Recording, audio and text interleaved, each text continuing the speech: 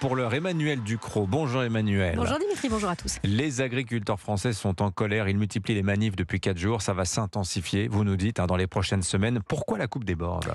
Il n'y a pas une raison, mais sans doute des dizaines qui se superposent. Des raisons économiques, la difficulté d'être correctement payé pour une production, une crise de sens aussi. L'agriculture française a perdu 20% de ses effectifs, soit 100 000 paysans en 10 ans. C'est un gigantesque plan social qui l'a touché sans aucun accompagnement. Les agriculteurs dénoncent aussi les incohérences qu'ils vivent au quotidien. Être agriculteur, c'est être Kafka sur son tracteur. C'est être confronté à des normes absurdes, françaises, européennes, accumulées au fil des années. L'idée, c'est de faire mieux, plus vert, plus encadré, plus administré. Le résultat est souvent un désastre. Des histoires ahurissantes, on n'a qu'à se pencher pour les cueillir. Un exemple, Pascal Praud l'évoquait à l'instant, il est devenu impossible en France de curer un fossé. Il y a des textes pour encadrer les écoulements d'eau, la biodiversité, des règles parfois contradictoires, floues, interprétables. Eh bien, les agriculteurs renoncent. Ils ne sont pas fous, un curage inapproprié de fossé les expose à la correctionnelle.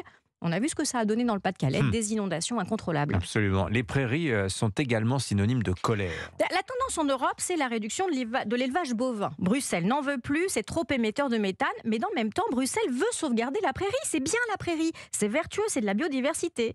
Donc Bruxelles limite la capacité à en faire autre chose, un champ, pour maintenir ce qu'elle appelle un ratio prairie. Vous la voyez venir, l'incohérence ?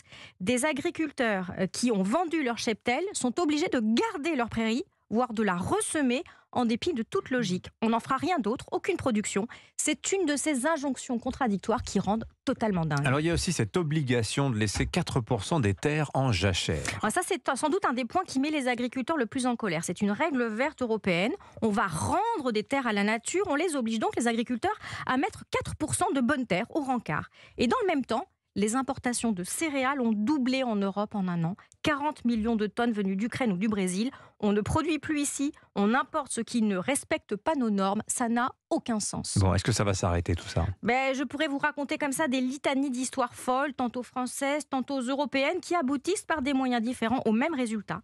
Le saccage de filières entières pour des bonnes intentions environnementales. Le sucre, les huiles, la volaille par exemple. Les volumes s'effondrent, ils sont remplacés par des importations obtenues dans des conditions interdites chez nous et qui détruisent ailleurs. Je vais reprendre la phrase qu'a dite ce week-end un agriculteur du Rhône au Premier ministre Gabriel Attal.